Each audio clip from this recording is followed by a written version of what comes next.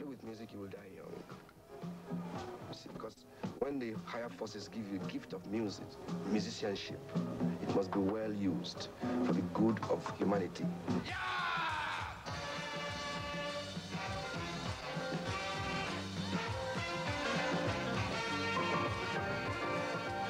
Fela Kuti is a superstar in his native Nigeria. His Afrobeat music is a powerful fusion of African tribal rhythms with Western funk and jazz.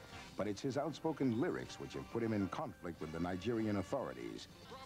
For 15 years, he's waged a musical war against government officials, blaming them for widespread poverty and corruption. In retaliation, the government has repeatedly thrown him in jail, where, according to reports, he's been severely beaten.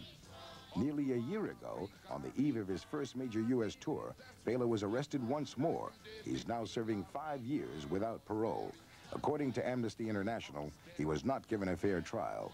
If rock and roll can be defined as danceable protest music, then Fela may be one of the greatest rebel rockers of them all. He was interested in music from a small child, obsessively so, and his parents arranged for him to study music in London, I think the London School of Music, when he was a teenager. And he was studying, you know, classical music theory, etc., and doing jazz on the side. And around '69, he went to the United States as a result of sort of an angel, a friend, who financed a trip for him and his band. At the same time, he met Sandra Isidore, who was an American black woman who was very much involved in the black nationalist struggle at that time. She gave him a book by Malcolm X that just, as Fela put it, blew his mind. Black people should realize that freedom is something that they have when they're born. And he realized, well, here I am from Africa, and she's more excited about African culture, per se, than I am, and that, coupled with Malcolm's teachings, just caused him almost in a blinding epiphany to say, I must create authentic African music.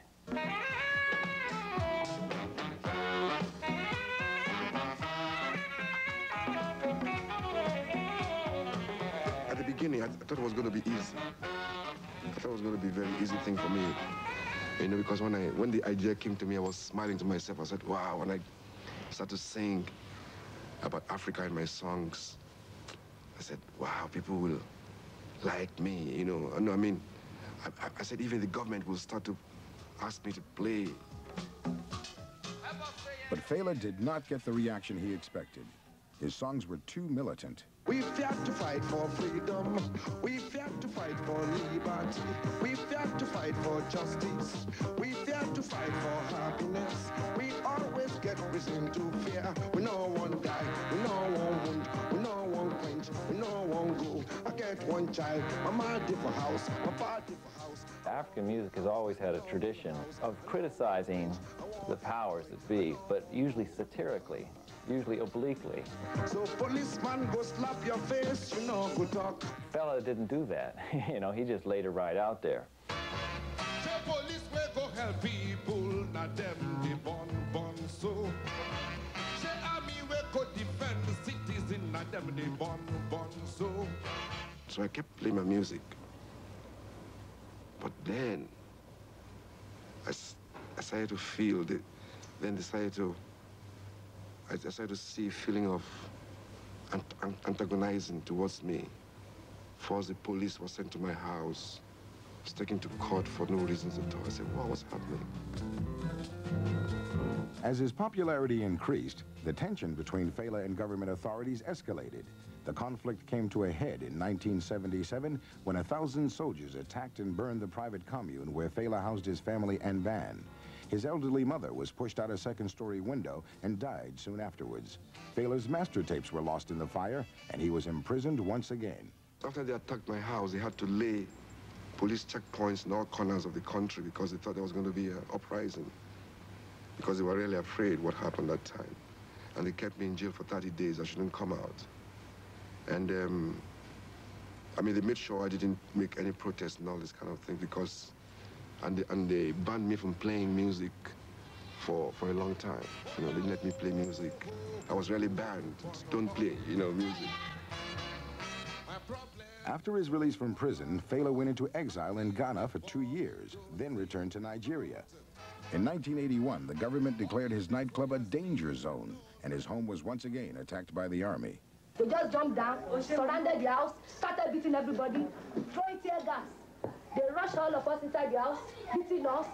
Later they left, they beat Fela, they stole all our money. Look all our property as it is. We don't know what happened, but they just came, beating everybody up, and this is what they've been doing.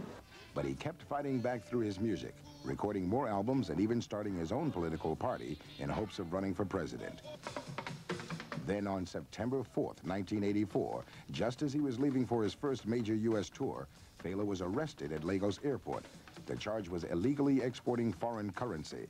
The sentence was 5 years. Amnesty International has investigated the case. Fela is in jail in Nigeria because of charges against him of currency going through the airport with 1,600 sterling pounds. The two people who could testify that, in fact, he registered with the government that amount of money are available. These two people were detained during his trial so they could not serve as witnesses for his defense. We feel that is one of the reasons there should be a retrial. The second reason we believe there should be a retrial for Fela is that there was simply moved from the normal judicial court to the military court.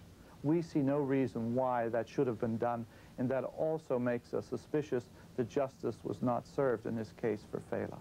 When MTV asked the Nigerian embassy and its UN consulate to comment on Fela's case, they both refused, citing it as an internal affair.